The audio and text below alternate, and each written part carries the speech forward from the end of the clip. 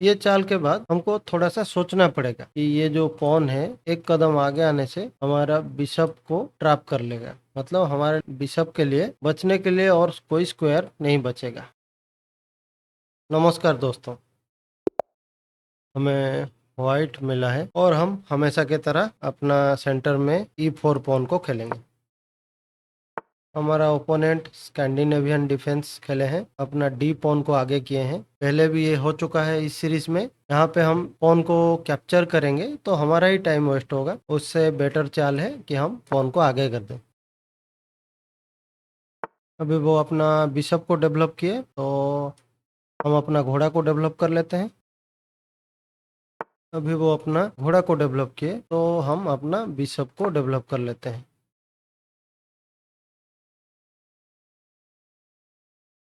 दोस्तों, स्टार्टिंग में कभी आप इतना टाइम मत लेना। हमारा ओपोनेंट का चाल से हमारा बिशप पे अटैक आ रहा है तो हम हमारा बिशप को पीछे कर लेते हैं, जिससे उसका सुरक्षा हो जाएगा। और फिर वो हमारा बिशप की तरफ अपना पॉन भगा रहे हैं, फिर से अटैक हो रहा है तो बचने के लिए एक ही स्क्वायर है। और अभी हम दोस्तों कैसल कर ले सकते हैं, तो कैसल कर लेते हैं।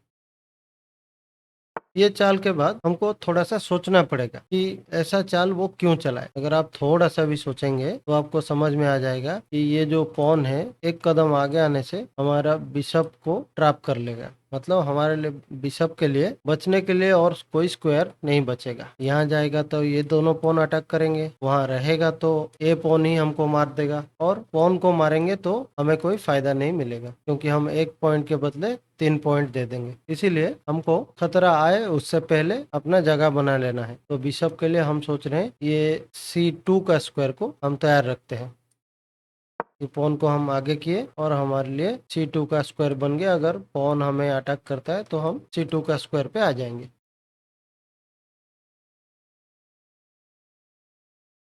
जैसे कि हमने सोचा था, उन्होंने हमारा बिशप को अटैक किया तो बिशप को एक कदम पीछे लेते हैं और उसे बचा लेते हैं। साथ में अभी दोनों बिशप एक्सचेंज होने का। और ये देखिए दोस्तों, फिर से वो वही पॉन को आगे दौड़ा रहे हैं। तो अभी बिशप एक्सचेंज कर लेते हैं।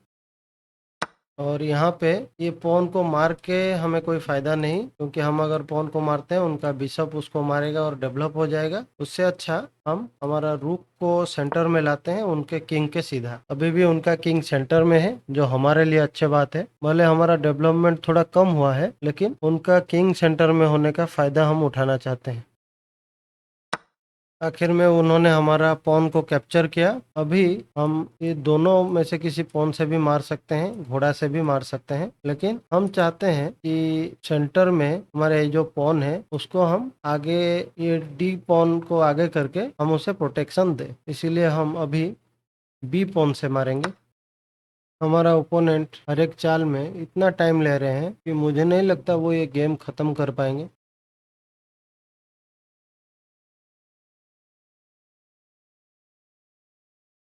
अभी दोस्तों हम लोग हमारा डी पॉन को आगे करते हैं, ताकि ये बिशप के लिए रास्ता खुल जाएगा, साथ में हमारा ई पॉन को प्रोटेक्शन भी मिल जाएगा। अभी वो जानबूझ के अपना पॉन को हमें मारने दे रहे हैं, तो ये मौका नहीं छोड़ने का। हमने अभी पॉन को मार लिया तो एक पॉन आगे हो गए हम। अगर स्थिति ऐसा रहा, अगला चाल में हम उनका क्वीन को अटैक कर सकते हैं। यहाँ से हमारा घोड़ा बिशप को सपोर्ट देगा। ये लीजिए दोस्तों, मौका मिल गया उनका क्वीन को अटैक करने के लिए, तो कर देते हैं। और हमारा बिशप को घोड़ा सपोर्ट दे रहा है। और ये लीजिए, खतरनाक गलती, हम अगर ये पॉन को मारते हैं तो उनका क्वीन पे अटैक होता है और हम उनका क्वीन को मार सकते हैं।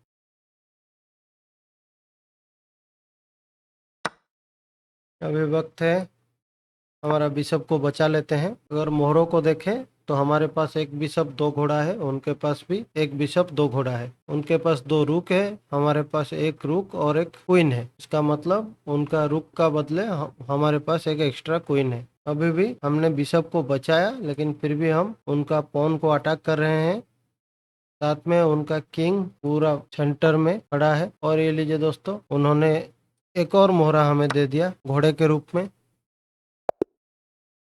और अभी वो रिजाइन कर दिए। पता नहीं मेरा ओपोनेंट क्या सोच के खेल रहे थे, शुरू से ही कुछ उनका फेवर में नहीं गया, फिर भी उतना बुरा सिचुएशन नहीं था, लेकिन एंड में वो सब कुछ लुटा के रिजाइन मार के चले गए। मुझे नहीं लगता ये गेम को कोई एनालिसिस का जरूरत है। आपसे रिक्वेस्ट है, चैनल को सब्सक्राइब करिए, वीडियो को लाइक करिए और आगे ऐसा ही लाइव गेम देखने के लिए और उससे चेस सीखने के लिए मेरे वीडियो को देखते रहिए। नमस्कार।